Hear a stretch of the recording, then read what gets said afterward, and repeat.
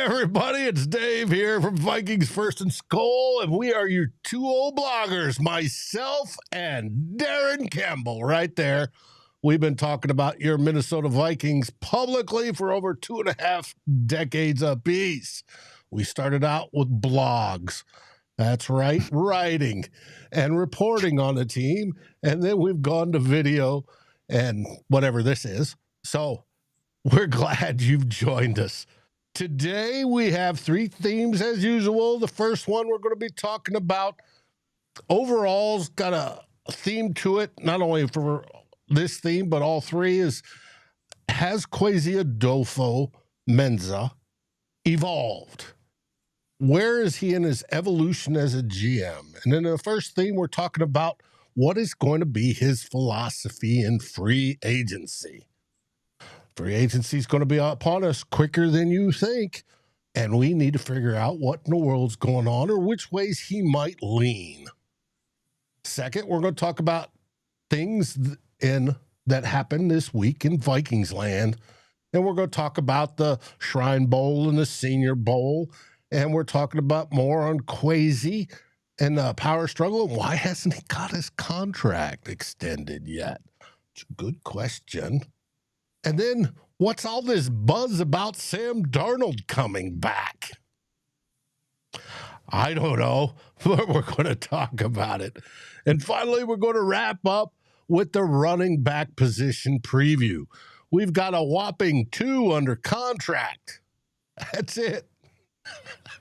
There's got to be some movement there, some way, somehow. And Darren's got some pretty good ideas on that. All next on Two Old Bloggers.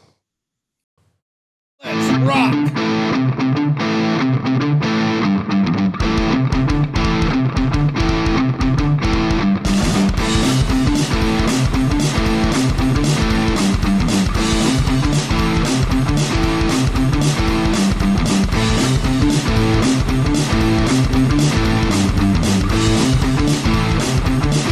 Vikings First and SKOL presents This Week in Vikings Land with Darren and Dave, your 2 old bloggers.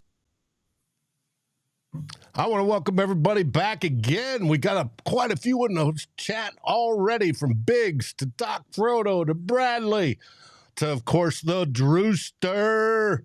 And we have David Rinaldi. Yo! Land of Ice and Snow, Raymond is here as well. Welcome, welcome, welcome, everyone, to a little bit of fun on a Saturday afternoon. But first, Darren, how are things in the Great White North? Well, about minus 44 Fahrenheit with the wind chill today. Thanks for asking. Warm. Balmy, North Dakota day. Yeah. Oh, brr. But everything's all good. All good. First week in a long time, we haven't had any NFL football to watch. So, well, you could call the games at the Pro Bowl. If you want to call that. Yeah, some of them will be in the NFL. Well, yeah, they had Pro Bowl. Yeah, the Pro Bowl, flag football. And the catching the wands falling. And Sam Darnold being, throwing expertly at distance, hitting moving targets and all. It's just crazy. Yeah. But that's it for, pro football until next week when we have the Super Bowl, of course. And it's the Chiefs versus the Eagles down in New Orleans. Now, should be a good one. Let's talk about theme 1.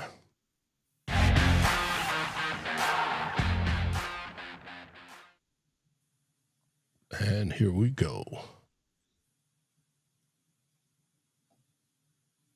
The 2025 free agency philosophy. Wanted to touch on this, Dave, this topic, because as you mentioned, free agency is not very far away.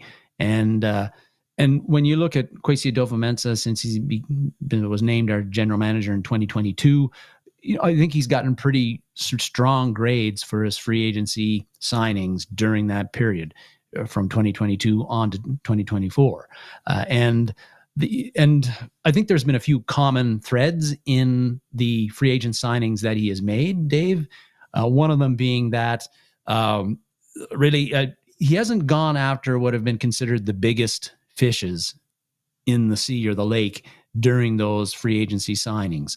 I think that, and another thing that's I think is common is that they pretty much almost the overwhelming majority is Kwesi Adofo-Mensah in the front office have targeted players coming off their first contract, their rookie contract as signings.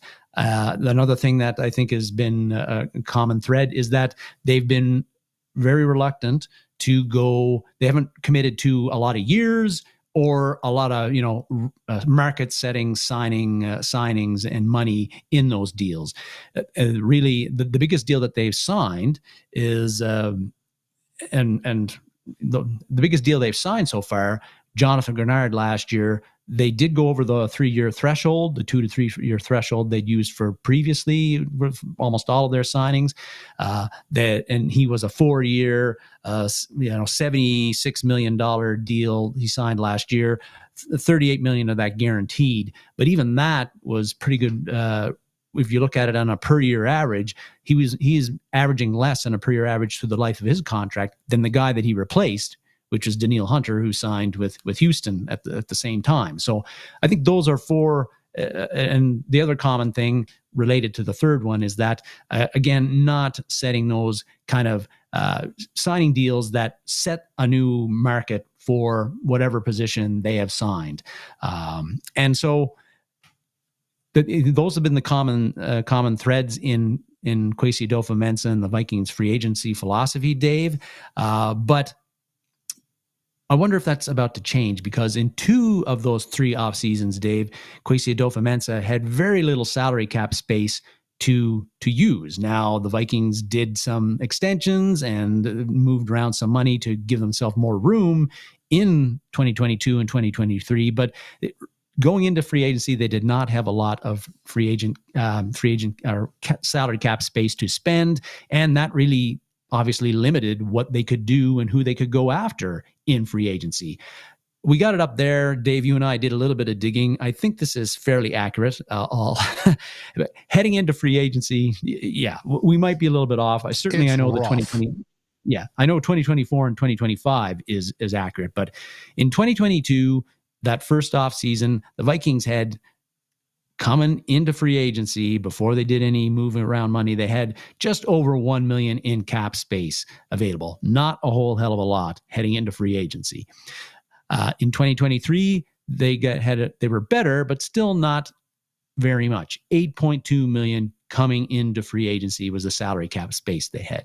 Last year, significantly more cap space as the Vikings started turning over that roster with the releasing dead cap, $58 million in dead cap, also. $58 million in dead cap, but you see there, $37.9 million heading into free agency, a lot more than they had the previous 2 years. And Kwesi Adofo-Mensah and the Vikings spent like it, and that allowed them to get Greenard, Andrew Van Ginkel, Blake Cashman, and Sam Darnold, Shaq Griffin, and eventually Stephon Gilmore, and there's other guys I'm not mentioning. So, and though almost all of those deals worked out very well.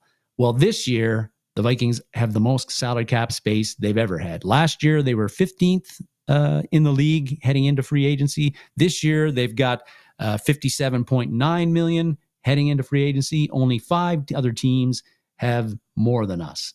And there, you've got them up there. Take that 57.9.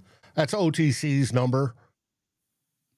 They've already figured in likely to be earned incentives that were made last year. That's why it's lower than 70 that you're seeing other places. But it's between that and 70 million. So they're still 6th. Yes, but. A lot of money to spend, not as much as the Patriots, Bears, Raiders, Commies, and the Cards, but still. Oh, the Patriots it's like half the cap they have to spend. It's over $120 million. they've got a lot more needs than we do also. True. Yeah.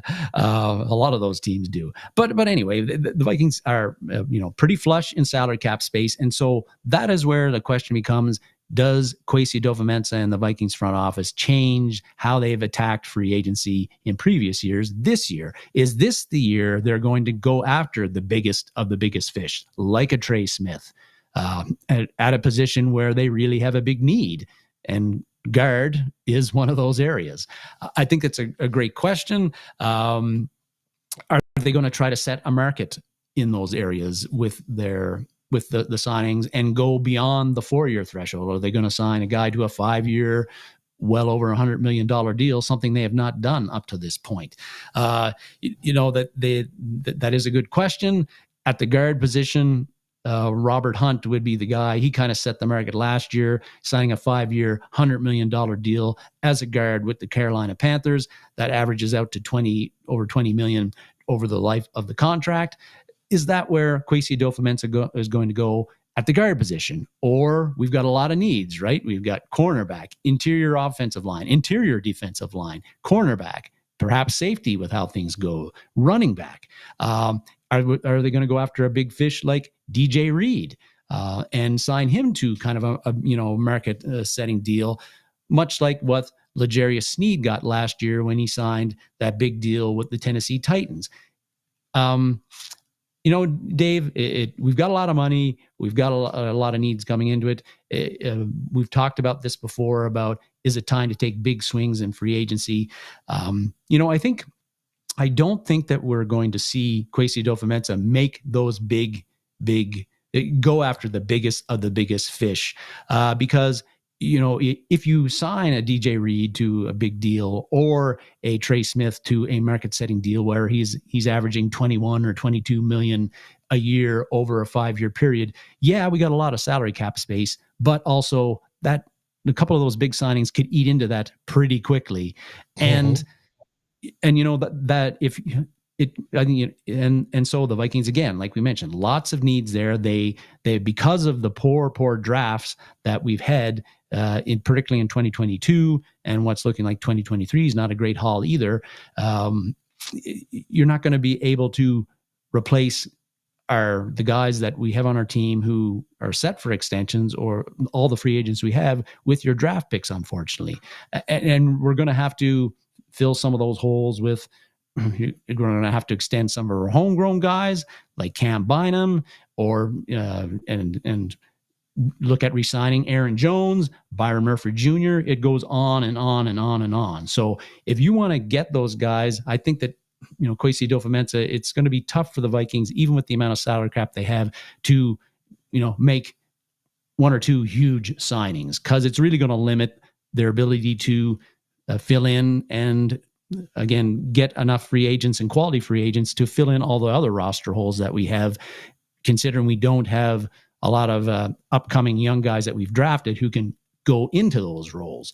And we don't have, of course, right now, we only have the 3 draft picks, and we expect a 4th and the 3rd round, a comp pick. That's all we likely are going to have at this point going to the draft. So this upcoming draft isn't possibly, we're not potentially going to get a whole lot of impact players, contributors from this draft coming up either, that can fill in those roster holes. So free agency is really the way you got to do it. And I think Kwesi Adofo-Mensah is going to have to, again, look for good value for money, look for guys that are undervalued, and sign them to quote unquote reasonable contracts. I think, one of the comments he made during his end of presser struck me as to what the free agent philosophy might be. It's up there. He was asked about his free agency philosophy and how things had gone in 2024, and he said, yes, we did a really good job this year, my team did, but I challenged my group. We're going to make a lot of bets. They are all, they are not all going to go well, and that is true. And I think that's why Kwesi Adofo-Mensah, I don't think he and the front office are going to, if they going to make 1 or 2 huge bets on a Trey Smith, that sort of thing, because if they don't hit on those, if those players don't play up to their contract value, again, that's going to really, it's going to impact the Vikings' ability to continue to challenge for a playoff spot in 2024 and beyond. I think he's going to, again, take a number of reasonable bets. Like if he takes signs 4 or 5 or 6 quality free agents, but not the biggest of the biggest fish, that increases his chances, the odds of a lot of those, a lot of those working out. And that's rather than taking only a couple of big ones and neither of them work out, and then you're kind of screwed. Well, if 2 or 3 of your 5 free agent bets work out, that is better for the team. And it's, again, increases your odds of success in free agency, which though you're dealing with guys that have proven track records, they're also usually available for a reason, and they don't always go well, like Marcus Davenport or like Byron Murphy Jr. in his first year with the team, with the Vikings, where he didn't play so well. So if you're looking for the Vikings, I think, to land Trey Smith, and God, he'd be great in a Vikings uniform, or spend, again, a humongous amount of money and commit a bunch of years to a Smith or a DJ Reed or some interior defensive lineman, I think you might be disappointed, but I think they're going to stay the course that they have in the previous years, even though they've got way more salary cap than they've ever had. Dave, I don't know if you agree. I'm coming to that. As much as I want Trey Smith, and Trey Smith I think would be great at right guard, spending $22 million when you can take that $22 million and spend maybe 15 for Freeze or Fries or however he pronounces his name, and then chunk in some of the other right guards or left guard at the same time, makes a whole lot of better sense to me. You're getting more for your money than if you're just getting the one. Say we get Trey Smith. All right, you get the top of the market. He's going to pay the top of the market. His projected contract per PFF, and their contract projections are pretty sound. They're well done. Is 4 years, $20.5 million with $50 million guaranteed. Okay. Now, that's $20.5 million versus 22, but I think it's closer to 22 is what he's going to get, because you remember we got 6 teams that are above us that have room to spend, and they're going to spend. You got to pay up to the 90 percentile on the cap on average over 5 years, but you got to pay that. Well, if you got $120 million plus to spend like the Patriots and you need an offensive line, it's nothing to go, all right, Trey Smith, come here. We'll pay you $20 million plus $1 to beat everybody out there, and welcome to New England. That's how that's probably going to work out. But if I could save $5 million on that or better and go Will Fries out of the Colts, well, they're projecting 4-year, $14.31 million salary with $30 million guaranteed. That's a savings of almost $6 million.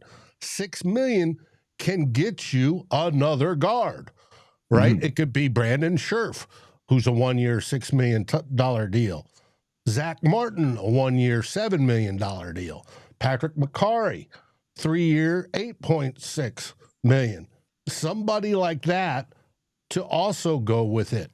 Now, McCarry plays left guard. Oh boy. Now we've got 2 guards, a right guard and a left guard. And we spent the same amount of money. And so Jason Freeze was hurt. Yes, he had a tibia fracture. Now, how can you blame that he's always hurt? Does he have brittle bones, or is that just a fluke? I would call that just a fluke. But I'm just saying there are ways to work this to where you get, instead of just one badass player that will be playing, that might not play up to his level, to his pay, you're getting 2 that most likely will be close to theirs or above theirs. And so that's why I think that's the route that Kwesi's going to take. He took it last year with Cashman and Van Ginkel and Greenard, right? And it worked. It worked great. Now, is it going to hit every time? No. But is it give him a better chance of winning overall to be on the plus side of the ledger? Yes, it does. And he very much thinks about being on the plus side of the ledger. So I'm thinking, you're right. I don't think they are going for the biggest fish in the pond. As much as we might like it, I don't think they're going that route. I think they're going to go for just under that big fish range, somebody with a little bit of chip on their shoulder and ready to go. That's my thoughts. Yeah, and with the free agency and going after the biggest fish and setting the market with that deal that you sign them and locking them up for more years than you normally would and for more money than you normally would, I think that makes sense for the Vikings if, say, you looked at your roster and you said, well, really our only holes are at interior offensive line and pick another position. Then you don't have to use free agency to fill in 10 or 11 other holes that you've got because you haven't drafted well and for various other reasons. The Vikings aren't in that position this year. They got the cornerback position. So the top 4 guys are free agents. So you got to look for good value for money. You're looking for, you obviously want quality in your free agents, but if you got really good quality at only one spot and that's all you could afford to pay, and then you got to go really scrape the bottom of the barrel to get the add free agents to slot into 8 or 9 other positions, I don't think that serves you very well. Mm-hmm. In the roster situation the Vikings are in right now anyway. Right. I agree. Now, Nick's talking about interior O-line, D-line, and CB, hell, could even use some of that money. And that's exactly what we're talking about. Rather than spending the biggest fish money and limiting yourself where you can spend otherwise, you come down a notch to buy those guys, and it opens you up to buy other guys at other needy positions. So, yeah. And we know that the Vikings will, as every team does. There is ways to, if you take on a big contract or two, there's of course ways that you can work it to limit the hit on your team immediately, like the Vikings did with Greenard and Van Ginkel, where their salary cap, and Cashman, where their salary caps hit this year was pretty minimal. Mm-hmm. Now it goes up significantly next year and the year after, but so there's a way to push that money that you're paying out further into the future, in which case, and your financial situation changes and some of the players that you're paying, you're not paying anymore. But still, I think that there's just too many roster spots right now that you have to fill, and you can't fill with guys that you drafted. You're going to have to go to free agency. So you just can't afford to go sign 1 or 2 guys to humongous deals, even with almost $60 million in salary cap space right now. Mm-hmm. Yep. All right. Now on to theme 2.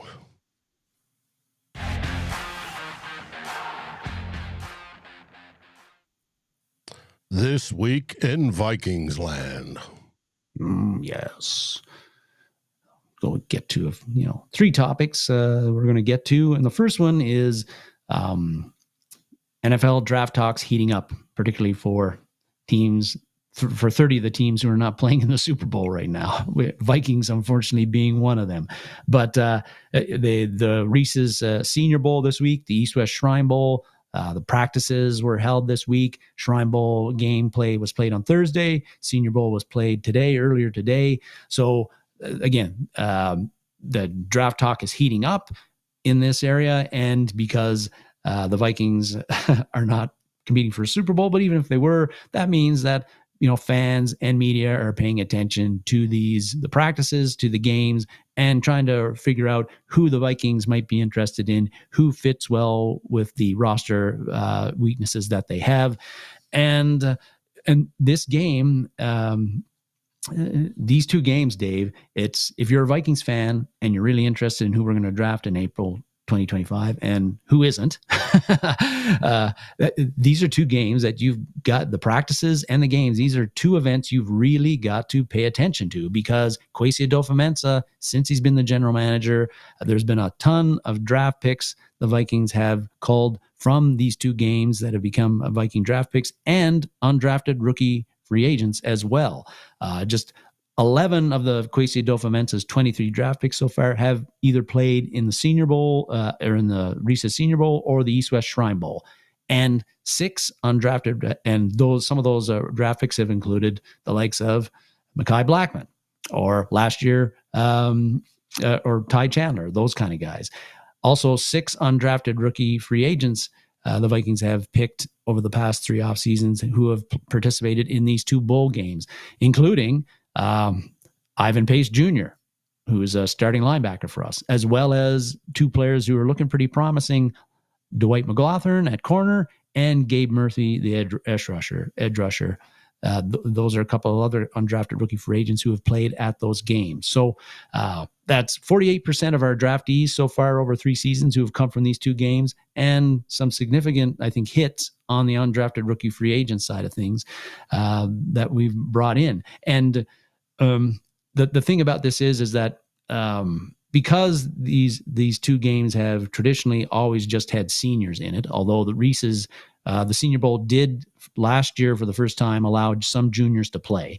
It does mean that not all the top prospects in your upcoming draft are at these games, and particularly with these 2 games, with being overwhelmingly seniors that are playing in them, Dave, a lot of these guys end up being day 3 picks, or they don't get drafted at all. And that's certainly been the case with the Vikings, because 9 of the 11 draft picks that played in the Senior Bowl or the East West Shrine Bowl have been picked on day 3. Only Ed Ingram and Brian Asamoah were day 2 picks out of those 11. So that's 81% of those draft picks have been day 3. So day 3 is the day that probably, if you're paying attention to these names, that's going to be the day that you're going to hear these guys' names called by the Vikings if they pick them.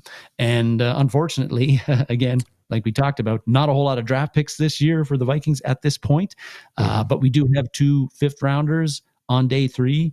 And so right now, if things stand as they are as far as the draft picks, I don't think it will when it's all said and done. But that's when the guys that are playing in these games, we're likely to see that's the round that we're likely to see some of those names end up being picked by the Vikings in that with those 2 5th-round picks, if they use both of them in the 5th round. I think there's going to be a lot of wheeling dealing with Kwesi Adofo-Mensah, but our Tyler Forness was in Mobile with the Senior Bowl. You delved into this earlier in the week on the Real Forno show. Yeah, Mobile. Dave, I'm curious, because you follow this, you've been watching the practices and really following it closely a lot more than I have. I'm interested to see what players have really impressed you and who you think should be Viking targets or could be.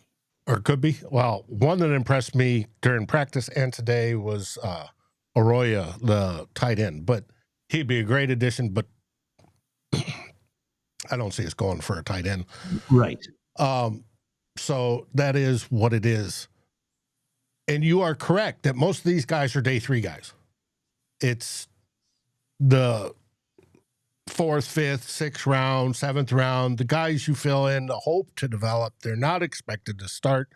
There's actually a very small percentage that are. And it is what it is. And it's getting, I think, less and less. One, because of how the classes were ranked this year, on where you had value, right? You got a defensive line. There's a ton of it. There's a ton of running backs, right? So there's lots of those. But for quarterbacks, that go into the Senior Bowl, it's nothing to, big whoop. So it is what it is. There are 2 names that the Vikings might take a look at, and they'll be drafting higher than day 3. One, I believe, is Walter Nolan.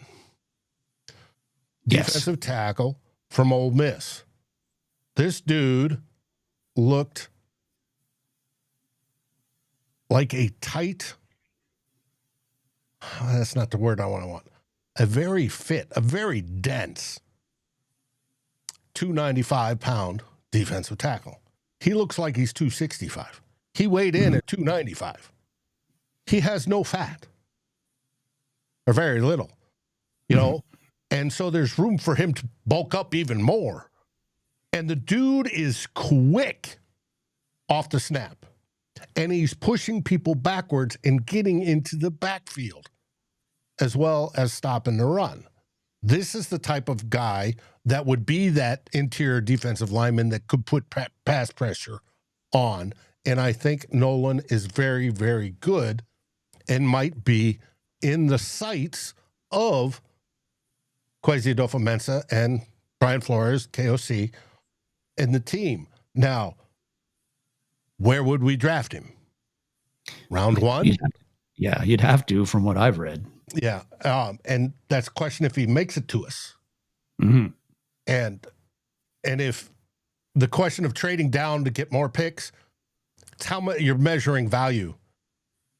If there's somebody there that you absolutely need, want, desire, and if Nolan's it, and if you trade back, he's not going to be there. Are there two people, that can make up for it in value? You got to, if there isn't, you got to take him without a doubt. If he gives Brian Flores a chubby on how old I'm going to be able to do this, and this, then you get him. So it's a question of whether he'd be there or not, or whether they want to take him. The other one, of course, is the NDSU kid, Gray Zabel. We were talking before the show how they set up these one-on-one drills for the defense to win, the defender to win. This dude was stonewalling these top defensive linemen across the board, at center, at guard, and he even played a little tackle. Now, to me, he's a guard. Maybe a center, but a guard. But the dude was absolutely on point. He won the award for the best practice player of the week. He surprised everybody. Everybody coming into this week thought he was maybe a third rounder at best. Now they're talking about him going into the first round. Mm-hmm. That's how well he played. Would I love to see him on the Vikings? Oh, yes, I would. Local kid does well. First, true offensive lineman the Vikings have drafted in a while that pans out, sort of storylines. I would love that. But those are the two. There's more, that spark, but there's a whole lot of meh there this week. So, and we'll see. I'm sure we're going to pick up on some of the meh, maybe in the fifth round. But, you hope if they do that they have plenty of upside and can be developed and have the burning desire to do such, and that they just didn't show it in college, or they didn't show it well enough at the Senior Bowl. But that's what I thought of those guys. Yeah. Those would be my two picks. Nolan and Zabel. I've certainly seen at least two mock drafts. And I mean, there's hundreds of them that'll happen between now and the draft. But I've seen at least two mock drafts that had Nolan going to the Vikings at 24. Mm-hmm. Like he's in a logical fit, like you say, plays the defensive tackle position, was extremely productive at Ole Miss last year, can rush the passer, just an all around, all around, he does a lot of things well. Why wouldn't you want him at a position where you've got a lot of need? Aaron, NCAA rules have offensive and defensive linemen wearing braces. It's to protect their knees. They come off when they go to the pros. It's not there for medical reasons. But we'll see. Big says Kwesi doesn't prioritize interior line. He hasn't, as of lately, he hasn't had the money to. He's always been shopping in the $5 bin. Well, now he can hopefully shop in the regular store versus looking for the absolute bargains. So we will see. Alec Lewis had a tweet early to talk to Big Rail's point. Alec Lewis from the Athletic, who covers the Vikings, had a tweet this week that mentioned about since many years back, the early 2000s, the Vikings have only invested in a number one draft pick on the interior, whether it's offense or defense, only 4 times. Kevin Williams, Sharif Floyd, Garrett Bradbury, And so there's somebody else I'm forgetting, but only 4 times. So it's not just Kwesi Adofo-Mensah who isn't prioritizing the interior. First rounder. Isn't just Kwesi Adofo-Mensah, but it's Rick Spielman and whoever was the GM back when Mike Tice was a coach in the team, which I think was actually Tice in a way. But I think he had a lot of say in the personnel department side of things. Just didn't get his draft picks up in time very often. John, I agree with you. Free agency draft picks, like I say, usually take 3 to 4 years to develop. There's the one that comes out and starts and plays well his first season is a unicorn.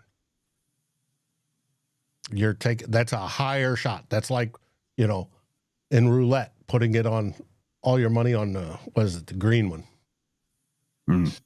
It is what it is. All right. Now on to more Kwesi.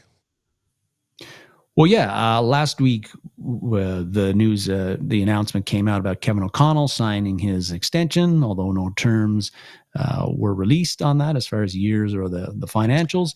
I'm hearing through 2029, and I've seen reports from $13 to $19 million a year. Yes, nothing confirmed though, but right, nothing confirmed. It could be 16. Yeah, it could be whatever. We talked about that last week. At that point, I said, expect Kwesi Adofo-Mensah, where Adam Schefter had reported that the Wilfs and Kwesi were in negotiations for his extension. And I said, expect that to get announced early this week. Well, that didn't happen. Still no extension for Kwesi Adofo-Mensah. And Dave, when we talked about that whole thing last week with the Kevin O'Connell extension, you had talked about wondering, because we didn't know the terms of it, whether Kevin O'Connell had been able to negotiate as part of that extension more say in the personnel side of things with the Vikings. Again, we don't know about that, but there was an article by Kevin Seifert on ESPN's website that was published on Wednesday. It focused on Kwesi Adofo-Mensah's poor drafting in his 3 years as general manager so far. But there was a couple of nuggets in there that related to the personnel side of things. One was that a team source had confirmed to him that with the extension that Kevin O'Connell got, the Wilfs did not change the structure or the operations of the team. So Kwesi Adofo-Mensah is still the top football executive there, which means that he's also, I believe, still has the final say in the 53 for the Vikings. But so Kevin O'Connell didn't get more say over personnel with this extension, although we don't know whether he asked for it or not. But he didn't. What Seifert also said in that article, though, which I thought was interesting, is that actually O'Connell has gotten more say in personnel earlier than his extension. And he said that the coaching staff, including O'Connell, since 2023 had quote unquote, inserted itself into the draft process. And that had been done with Kwesi Adofo-Mensah's blessing. And he specifically mentioned, Seifert, that Kevin O'Connell really pushed for the Vikings to sign Jordan Addison in 2023. And of course, O'Connell his fingerprints are all over the J.J. McCarthy draft selection. So yes, Kevin O'Connell did not get, looks like, more say over personnel matters on the Vikings with the contract extension, but actually he got more say 24 months earlier than that. A little something. And as far as Kwesi Adofo-Mensah not getting an extension yet, I find it a bit odd. I don't know if you do, Dave, but the fact that you got a coach who's got it, and it was well over a week ago, but your GM, whose contract is up at the same time, and is a pretty important part of your organization, has not got it yet. I don't know if that means anything or doesn't mean anything, but that's the situation you have right now. I don't know either. I'm assuming it's still going to get done. They might be quibbling over a dotted I or a crossed T or something, but not quite sure what's going on. And we haven't heard of any reason to delay it or that there is a problem. It still sounds the same. Now, whether the Wilfs are saying, all right, we're going with 2 years and Kwesi is balking and saying, no, I want it married up with KOC. I don't know. That's just me speculating. We haven't heard. I'm assuming it's going to come out and they're going to be mated together at the hip through the J.J. McCarthy deal, and it'll get done. Yeah. Now on to Sam Darnold. Yeah, well, Dave, the Sam Darnold and what his future is with the Vikings or anybody else continues to be a subject of interest to the national football media. This week, NFL Network's Tom Pelissero repeated what he had repeated a few weeks earlier, and that, according to him, the most logical outcome that he can see is that Darnold returns to the Vikings in 2025. And admittedly, Tom Pelissero, he does this for a living. He covers the Vikings and the NFL for a living. Well, the NFL for a living. And he talks to a number of people on various... from Minnesota, being a beat writer. But yes.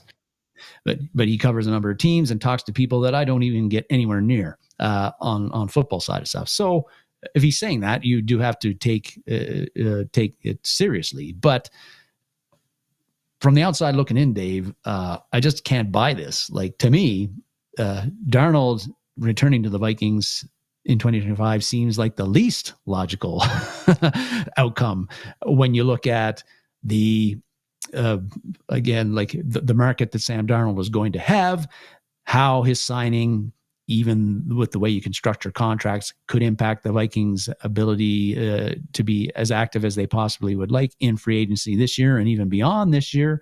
The fact that J.J. McCarthy is chomping at the bit to be the number one guy, I believe, and just that if Darnold were to return to the Vikings, that whole thing of like he'd always be looking over his shoulder, like we talked about last week, and wondering, hey, when am I going to get yanked in favor of J.J. McCarthy? So I just don't see Darnold back this year, if unless J.J. McCarthy is not healthy, and it sounds like he is.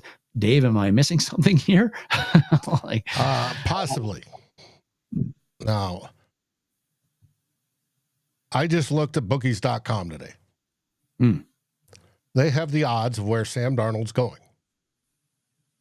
And as you can see, the Vikings topped those odds, which surprised me as well. Now, why is that the case? Well, the buzz is the Vikings overachieved with Sam Darnold at quarterback last year. No shit. They won 14 games. Despite the crash and burn in the last 2 games, the meltdown, the Chernobyl-style meltdown. Until J.J. McCarthy is both fully healthy and able to handle the QB1 spot, Darnold is a solid insurance policy, is what the buzz is saying. The Vikings could well put a franchise tag on Darnold that carries a number of $41 million. We know that. And that would be close. That would be close to just about anything he gets elsewhere.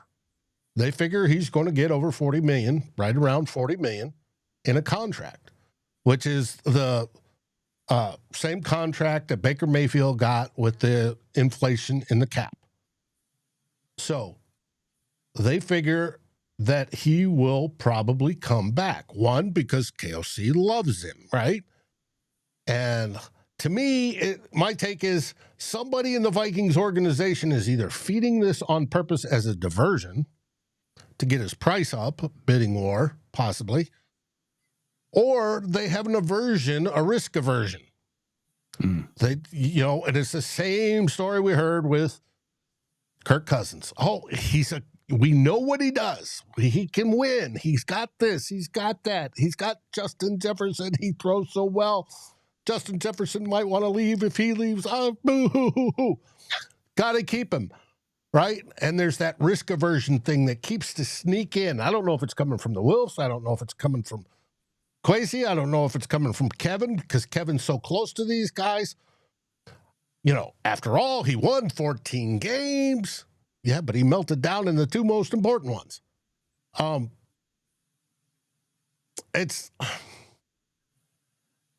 Does KOC think he could get over the high pressure hump? when the games are on the line, can he bust through that? Like week 18 and the wild card game. I don't know. I would doubt it, but we'll see. Now, the buzz on the other teams is the next highest is the Raiders. Well, the Raiders are talking about getting Mr. Russell.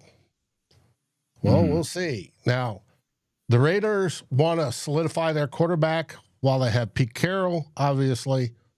He helps the plans, but they have three quarterbacks under pressure or under contract right now, in O'Connell, Minshew, and Carter Bradley. And they'll obviously keep one of those guys as a backup. But should the Vikings tag and trade or try to? Is there enough? Are they playing him up high enough to do that they might get the Raiders and the Steelers fighting over it? Then comes the Steelers.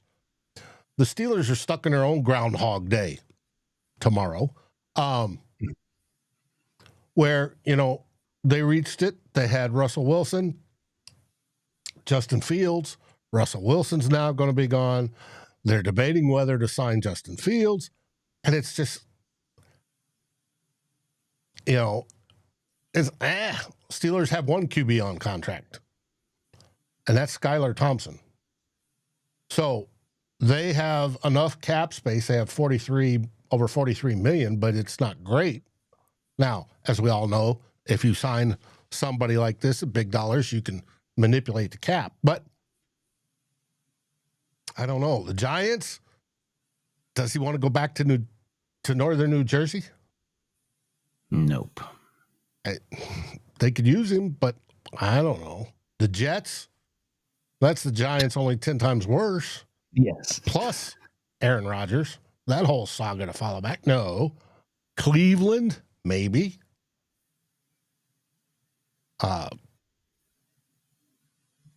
Kevin Stefanski doesn't have a quarterback. Deshaun Watson blew his Achilles again. He's out for the season already. Plus, they're trying to get rid of him. There's plenty of spots for him to go. But the question is, will they? Is this whole buzz based on knowledge? Does Vegas know something? Are they thinking that, hey, it makes sense? We don't know if JJ's ready. We don't know if JJ's playing up to that speed. Hey, remember, we were talking after that first game. JJ may be playing from game 1 last year. But, pardon me.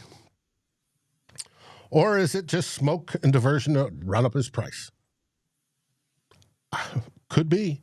Could it be part of the script writers wanting to, generate a story to try to manipulate which team he gets to go to or stay with, and which team does other players get to go with and stay with, trying to affect the script? I have no idea.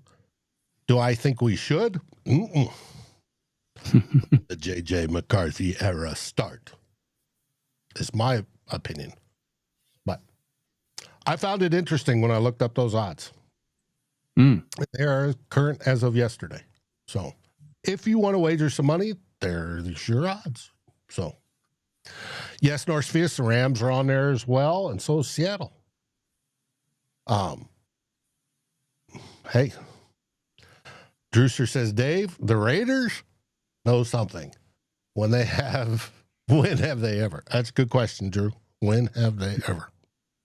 Hopefully with, the GOAT and as a part owner, they learn a little bit, but we'll see. All right. Now on to theme 3.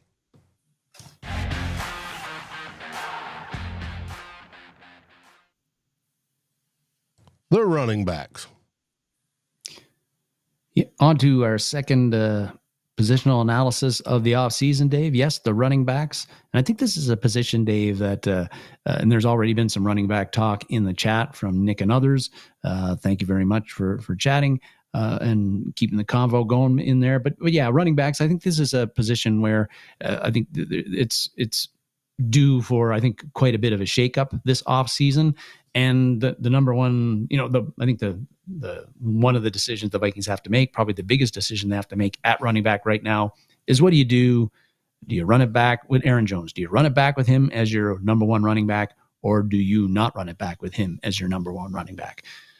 With Aaron Jones, when you get a player who this year with your team, with the Vikings, sets a career high in rushing yards, he almost set a career high in yards per scrimmage, is an excellent receiver, is an excellent pass blocker, and is as good a locker room guy as you can find. And this guy says he wants to end his career with the Vikings. Normally, you'd be pretty interested in re-signing that guy. And Aaron Jones did all those things this year, and he is all of those things. But as everybody knows here, he's 30 years old. He's going to turn 31 in next December. And NFL teams do not typically invest heavily in running backs that are that age. Now, Aaron Jones, in his 8-year career, he had less mileage put on his body than a lot of other top running backs. Not as many touches because he was often in a timeshare in Green Bay with Jamal Williams at first, and then with A.J. Dillon after that. And he also takes incredible care of his body. The guy's jacked. You can see it when on the field. So maybe he's a player who bucks the trend like Derrick Henry did this year and last year. Derrick Henry's 31 years old right now, and he rushed for almost 2,000 yards this year, which is pretty insane. But maybe Aaron Jones is the kind of guy that bucks that trend and is productive into his 31 years as a 30-year-old and going into 31. Maybe last year, he signed a $7 million one-year deal. I think $3 million of it was guaranteed. That is a pretty, considering he was one of the most impactful players on an offense that scored the 9th most points in the NFL. That's a pretty good value for money. That's a pretty good contract you got. So would the Vikings be interested in retaining him for the same amount? I think they would. He's also in a pretty good negotiating position, I think, with the year he had and with the free agent running back class that is set to hit the market this offseason, which we'll get to in a little bit. But I just feel that, like, again, the age, the drop-off can happen so quickly, Dave. We've seen it with so many running backs. I just don't see Kwesi Adofo-Mensah and the Vikings bringing Aaron Jones back. I don't think they're going to make that gamble. Now, maybe Kevin O'Connell can convince them because we know he loves Aaron Jones. But I don't think Aaron Jones is back next year unless they could somehow get him at some really bargain basement price deal, which they aren't going to get after the year he had. So the question becomes, who do you replace Aaron Jones and his production with? Well, how about if you replace him with 2 instead of 1? And because right now the Vikings have 2 guys under contract as running backs. Ty Chandler is one of them. And then you've got Xavier Scott, who was a practice squad guy last year for us and signed a reserves futures contract in January. Well, neither of those guys is going to be your number 1 running back next year. So you got to look in free agency and the draft. And in free agency, unfortunately, as we said, if Aaron Jones were to if he hits the free agent market, he might very well be the top running back in that market. And now there are other guys, a couple of big names right now, Rico Dowdell from the Cowboys, and Najee Harris is another big one from the Steelers. When I look at those 2 as potential Vikings targets, Dowdell is only going to be 26 next year. So he's young. He's coming off that first contract, which the Vikings, like to get their free agents from. But if you look at how he played from week 10 on, he was the Cowboys committed to him as their starting running back. And his numbers, yards per game and rushing yards were excellent. So I think with his age and his production from week 10 on, I think that he's going to get a bigger deal than the Vikings would like to pay for a running back in free agency. So I don't see him coming here. Harris, yes, he's run for 1,000 yards in all 4 of his seasons in the NFL, but a ton of mileage in those 4 seasons. Well over 200 plus carries every year. He had 300, I think, his rookie year. And he's never rushed for more than 4.1 yards per carry. And he's been below the 4.4 yard per carry average in a couple of those seasons. So he's not an explosive guy. I don't think, again, he's a big name. He's a 1,000-yard rusher. And I think that that's going to create a big market for him. But I don't think the Vikings are really going to look at him as the ideal fit for them. I think a guy that they should potentially look at, it could be flying under the radar, would be the Broncos' Javonte Williams. Now, he's coming off a subpar season this year, but he's 24 right now. He's only going to be 25 going into next season. And I think he's going to be undervalued because of the year he's had. Now, the last 2 seasons, he has averaged under 4 yards per carry, and that's a red flag. But in his rookie season, he ran for over 900 yards and had 4.4 yards per carry. And he's always been a tough, violent runner in college and in the pros. And I think that he could work well as your thunder back in a thunder and lightning, two back system setup. And he's not going to cost you a lot, I think, if he gets to the free agent market, because of the year he had last year and even the year before, which was, he's a guy that I think would be, the Vikings could, again, you could get at a reasonable price. There's upside there. He's young. He doesn't have a whole lot of mileage on him at the pro level. And again, he's not going to be the guy toting the rock 20, 25 times a game, but 12 to 15. And the Vikings, as we've seen many times, again, they have had trouble having a guy who can grind out those tough yards, that, getting a first down on 3rd and 2 and 3rd and 3. Javonte Williams is the kind of tough, violent runner who can break tackles and get you those kinds of yardage when you need it. But what type of contract do you think he's going to get? I think that you could get him for 2 to 3 years at say $5 million per season. PFF has him projected at 3 years, $11.5 million average per year. Oh, really? Yeah. If that's what he's going to get in the open market, then the Vikings are out on that one.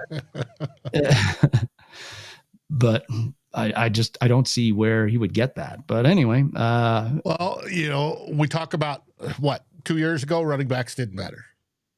Yes. And I've always said the NFL is cyclic. Football is cyclic.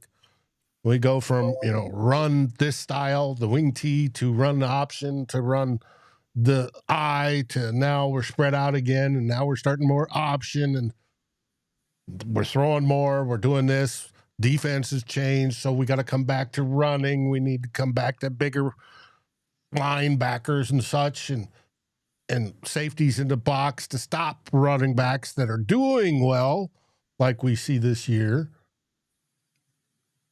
They might be going back up in price again. That's true. Salary cap is going to go up. We do have almost $60 million in salary cap space right now. Depending on how things shake out, maybe the Vikings are appetite to go a little bit higher than I would think at the running back position would be increased. But like you said, the running back and how a running back's valued seems to have really shifted dramatically in the past 12 months. Mm-hmm. And now it's thanks to guys like Derrick Henry and Saquon Barkley. Absolutely. Mm-hmm. But Williams is a guy think the Vikings should be, eyeing and kick the tires on at least. Drew talks about the chunk plays. You're right. Actually, I looked up his longest run, I think, was 41 yards or 43 yards in his rookie season. But the past 2 years, he hasn't been able to break off any big chunks. But that was a problem for the Vikings. Somebody, Drew? But I think that's okay when that guy is not, again, your number one running back, that he's part of a running back tandem, and he's the Thunder guy. So you're not expecting him to break off. Yeah. You're expecting him to be the David Montgomery to the Jahmyr Gibbs. Well, who could be the Jahmyr Gibbs for the Vikings? Well, I think they're going to have to go to the draft for that, as people have mentioned in the comments.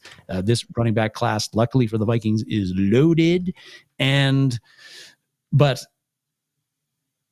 is going to be a theme for all of our positional analysis, Dave, is that the Vikings only have the 3 draft picks right now, and likely 4. So do the Vikings dare use one of their limited draft capital on a running back? Do they dare use the number 24 pick on a running back?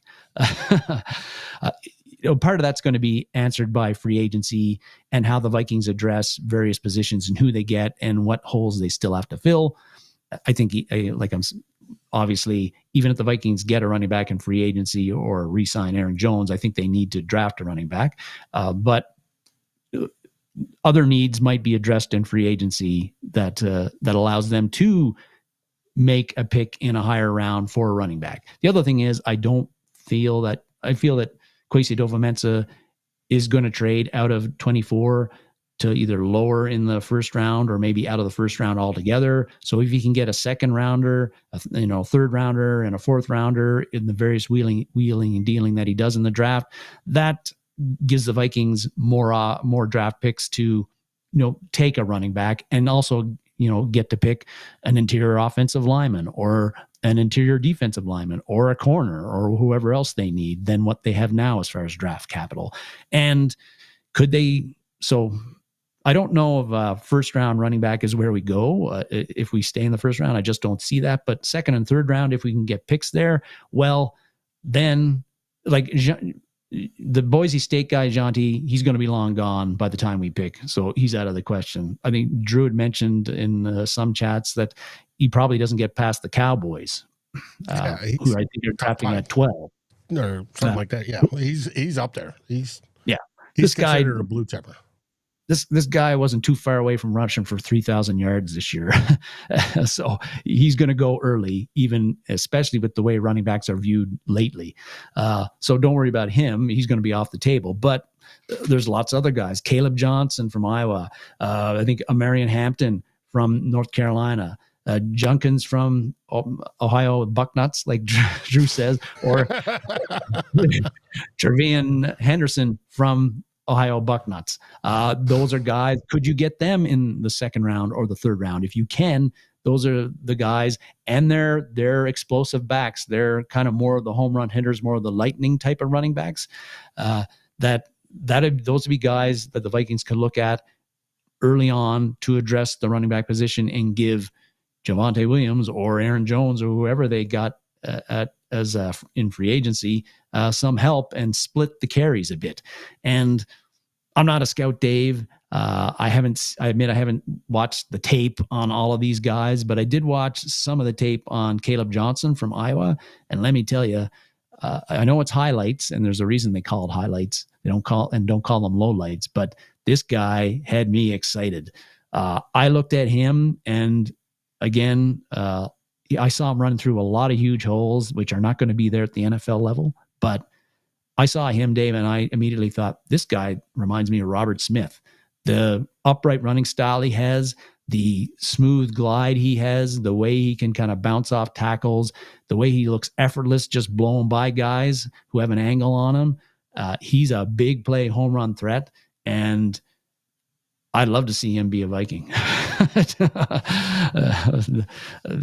I feel, but again, I don't know nothing. I'm just a fan. But those are some options for the Vikings. If they go later, again, it's a loaded draft, third round, fourth round, fifth round. There's various names, but those are some guys I think that should be Vikings targets early on and would give us more of an explosive element to the running back game. Now, as for Ty Chandler, I think that he probably has I think he has a good chance of sticking, even though he lost the number 2 role to Cam Akers and didn't play at all after that happened. And the reason I say it is because he's under contract and he still has promise. He's fast, he's explosive, he's a big play threat. And if you cut him before June the 1st, you don't save anything. You save like $74,000 on the salary cap. So for a guy under contract under one more year who has been productive for you in the past at times, I think I could. In special teams. Yeah. He still can return kicks. Like you say, still play special teams. I think that he would stays. Cam Akers, not under contract. I'm appreciative of what he did with the Vikings this year. We know Kevin O'Connell loves him, and by love, we mean really loves him. And he played decently when he got his opportunities this year, but I don't think that what you saw this year, you're going to get, there's no upside to him. He is what he is at this point, especially with the 2 Achilles tears, not terribly explosive, even though he had the longest run by a Viking running back this year, which is shocking. But I think that Chandler stays and Akers doesn't stay, even though O'Connell loves him. But admittedly, Chandler, Akers, who stays, who goes. Is a free agent, so they would have to re-sign him to another. Yeah. But deal. And they wanted to do this last year, Dave, but Akers ended up signing with the Texans. So he took the best deal, even though he loves Kevin O'Connell too, and he really loves playing with the Vikings. But I think with Chandler and Akers, whether they come back, you could flip a coin there, I think, and whatever heads or tails comes up, that's who you pick. But like you said, Chandler's under contract, so he's going to be there. I doubt they get rid of him just to get rid of him. They're going to want some depth in the running back department. Yes. And not just that kid that played for the Colts last year. Right. Yeah. And lots of names in there like Nick and others, Neil from Kansas, Scadaboo, who I was watching some highlights of him last night. And, apparently he's gotten much faster over the past few months and really worked on his speed, because I saw a 40 time for him that said he was in the 4.6s, like 4.63 was his fastest 40 time. Well, sorry, I'm not interested in running back who's running 4.6, 4.7. But he looked faster than that in the highlights that I watched. And man, is that guy a load to tackle? Be interesting. But with the running backs, Dave, the narrative had been changing a little, perhaps, about how you can get a running back in the late rounds, a quality running back in the late rounds, or even undrafted. Well, if just looking at the 16 running backs who ran for 1,000 yards this year in the NFL, only one of them, Dowdell, is an undrafted player. The top 6 were all whether it's Barkley, Henry, Gibbs, Jacobs, Jonathan Taylor. Those guys were all picked in the first or second round of the NFL draft, and only 4 of the other 16 were drafted in day 3. So if the Vikings want to get an impact guy, somebody who can be a legitimate, running back 1B to your 1A or 1A to your 1B, they got to look at picking somebody in the first, second round, or potentially the third, to get an impact guy, because picking the Alexander Madisons, the Ty Chandlers, and the Dwayne McBrides late in the rounds ain't worked out too well lately for the Vikings. Nope. And do you know what's happening with Dwayne McBride right now? I do not. Well, we released him off the practice squad last year, as everybody knows. He did not go to another team. He did sign on to the Memphis Showboats of the UFL as of January 6th this year. So he's gone down to the minors, and we'll see if he develops. Maybe he's another Jalen Redmond, kind of a late bloomer. He can hope. Yes. He can hope. Wouldn't be returning to the Vikings, I think. Be with another team, but UFL, like that's and that's what McBride should be doing if he wants to get back to the NFL, is play some football and get a lot of carries and show what he can do and excel with those carries in the UFL, because NFL teams are watching that league, as we talked about a couple of weeks ago, and they're signing players from that league, and some of them played significant roles in NFL teams last year, including Jalen Redmond. Mm-hmm. Now, Northfield says, forget the running backs until the line is fixed. You got to field at least 4 in a room there, Northfield. We've got to have. It's true. It's true, but Norpheus does make a good point there, which I didn't get a chance to mention, is that, on top of, changing the running back room for the Vikings, the Vikings running game has been poorly improved. Yeah. I mean, it hasn't been very efficient in the 3 years that Kevin O'Connell's been the head coach. We've ranked 30th, I think, in EPA in running over those 3 seasons. And you look at our rushing yards, they improved minimally compared to the previous 2. Well, and that's been 0.1. And before, what were the problems with the running game in 2022? Well, Dalvin Cook has lost a step or 2. In 2023, it was, well, Alexander Madison sucks. So why was the running game 4.1 on average to 4.0 under Madison, and then back up to 4.1 this last year? That's it. Yeah, that's why I want Cooper's head. Yeah.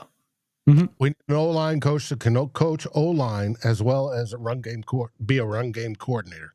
that actually knows what he's doing. My opinion. Yep. So, yeah, that certainly the Vikings have to address the offensive line, the interior, and because Kevin O'Connell specifically mentioned it in his end of season press conference, it will be addressed. Will they address it properly, correctly? We shall see. But Yes. they do have to address it in order for because if they don't, and yet they draft some stud running back in college and add a guy in free agency, those guys won't be as effective with the same offensive line we had last year as they would be with a slightly better or vastly improved offensive line. That's football. Mm-hmm. Nick says, because you got 1, 2, 3 jackasses blocking next to each other. Well, if you had a coach that could coach them up above the jackass level, that would be appreciated, Nick. Coaching does matter. It does. And we've missed it. Not since Sperano was here. And I agree with Aaron that... and his kid just got signed on as, I just saw. Tony Sperano Jr. got signed as an O-line coach or OC running back coordinator to some team this week. Yeah. Thanks, Biggs. We appreciate it. I think that and getting Christian Darrisaw back whenever he's back in 2025, remember, pretty serious knee injury for him. It's not guaranteed he'll be ready to go in week 1. That's something we're going to have to monitor. But the Vikings run blocking with Darrisaw compared to Cam Robinson, that had an impact on the offensive line's performance, run blocking for sure, and pass blocking too. And getting him back will help, but they need more help than that. Mm-hmm. Yes, they do. And Biggs is correct that the stacked running backs in the class will lower the free agent market. And he's probably right. George asked, why was Sperano such a good coach? That's my opinion. I think he was improving the line at the time, but hey, it is what it is. Sperano was old school. I think he created the old school. Yes, yes, you do. I do. Oh, speaking of which, we're talking about the Senior Bowl and Mr. Gray, Zabel. I love the way his footwork is and where he's positioned. It's textbook. I would train off of that on how he has his balance and how he uses his hands. It just, I miss that. That is what I want to see of our linemen.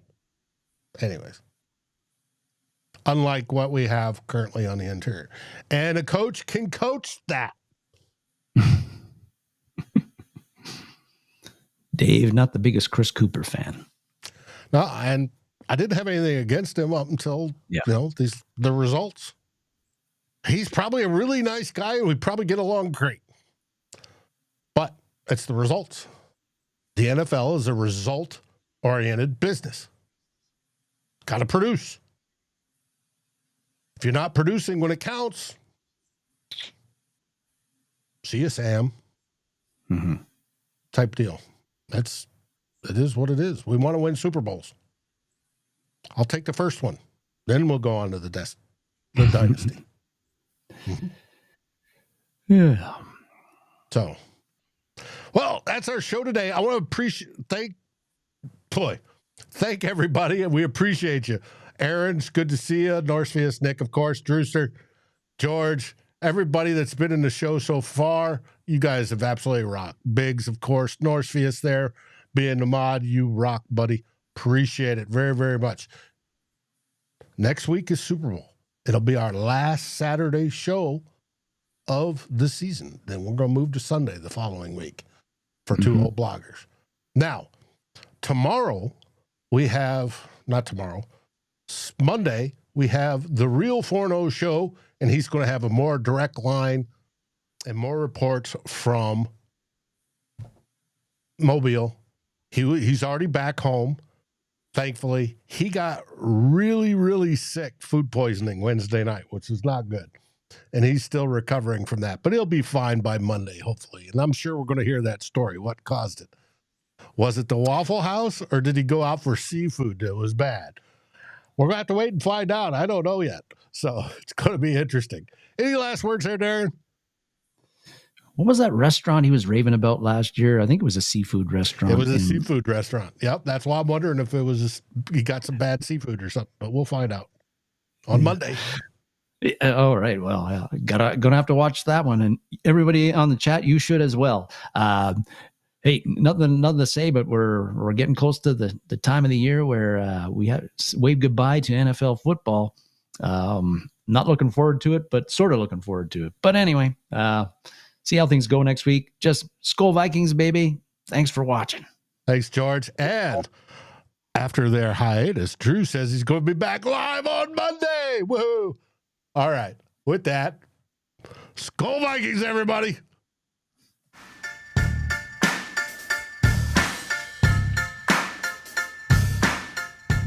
Like, subscribe, and ring the bell, and rate us on your favorite podcast aggregator. Darren and Dave, thank you for watching this episode of Two Old Bloggers. We look forward to seeing you on every show on the new Vikings First and SKOL. You can find our podcast as part of the Fans First Sports Network. Sports takes for the fan, from the fan. SKOL, everybody!